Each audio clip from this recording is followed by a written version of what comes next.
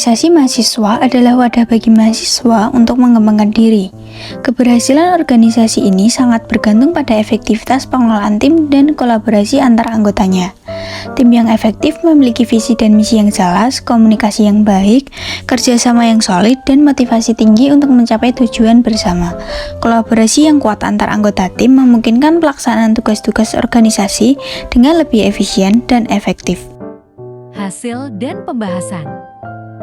Pada hasil penelitian kelompok kami menggunakan Google Form menunjukkan bahwa terdapat 104 responden yang berpartisipasi. Dari jumlah tersebut, 36 responden berasal dari Universitas Muhammadiyah Semarang dan 68 responden berasal dari luar Universitas Muhammadiyah Semarang. Permisi Kak, boleh minta waktunya sebentar? Boleh. Mau bertanya tentang bagaimana menurut Anda teknik berkomunikasi seperti apa yang efektif untuk meningkatkan kolaborasi dalam berorganisasi mahasiswa di kampus.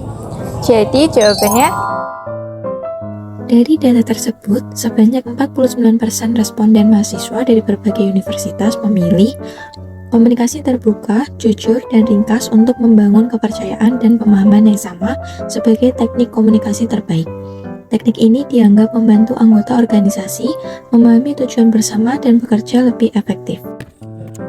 Malam Kak, boleh minta waktunya sebentar? boleh. Ya duduk ya Kak. Ya, Mau tanya nih Kak, ya. menurut Kakak apa yang harus dilakukan untuk mengelola tim yang efektif dan meningkatkan kolaborasi di antara anggota lain?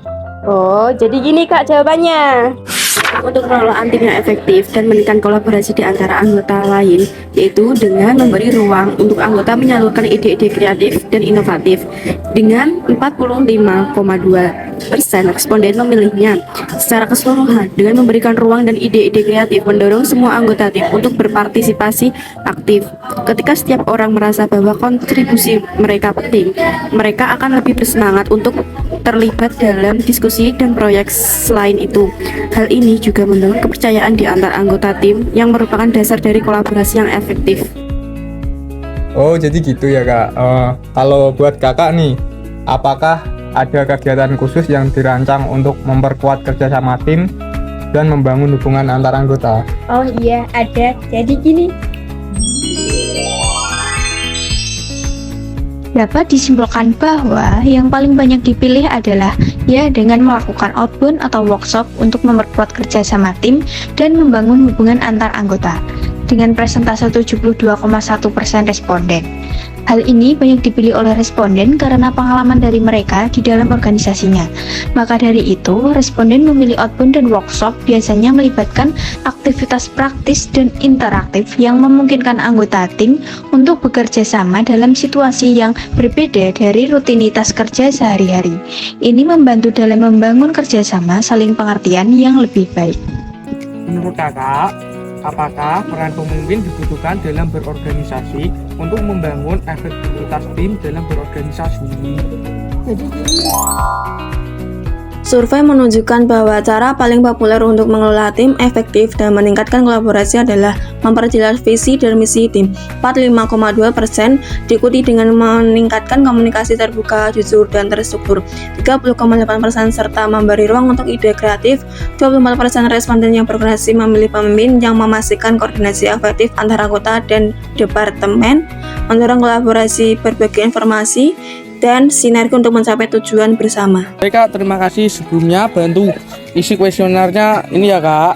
Oke, boleh. Oke, baik, nanti akan saya sharingnya ke Kakak. Oke. Terima kasih. Sama-sama.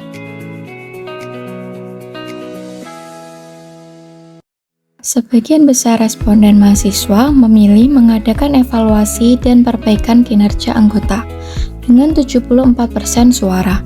Evaluasi berkala ini bermanfaat bagi himpunan, meningkatkan kinerja, memberikan pengalaman berharga, mengidentifikasi masalah potensial, meningkatkan moral, retensi anggota, dan reputasi himpunan di kampus.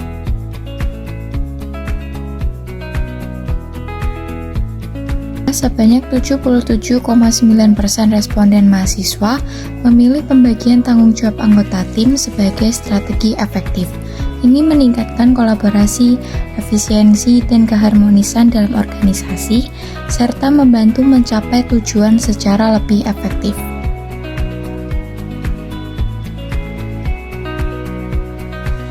Sebanyak 53,8% responden memilih meningkatkan komunikasi yang efektif antar pemimpin dan anggota. Ini memperkuat hubungan kolaborasi serta menciptakan lingkungan kerja yang inklusif dan berdaya.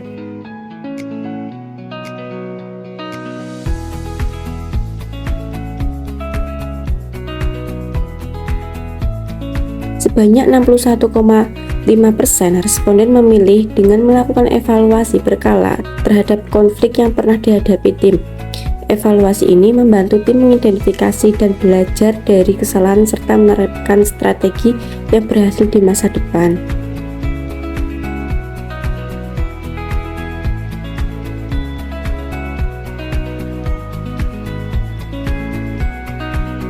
Sebanyak 44,2% responden memilih mendorong kolaborasi dengan ormawa lainnya untuk berbagai sumber daya.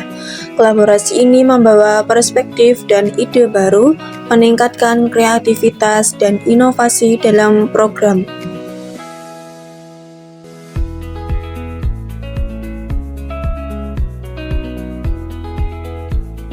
Sebanyak 68,3% responden memilih komunikasi yang terbuka dan transparan sebagai kunci membangun tim yang efektif. Komunikasi yang baik memungkinkan pemahaman dan kerjasama yang lebih baik dalam mencapai tujuan bersama.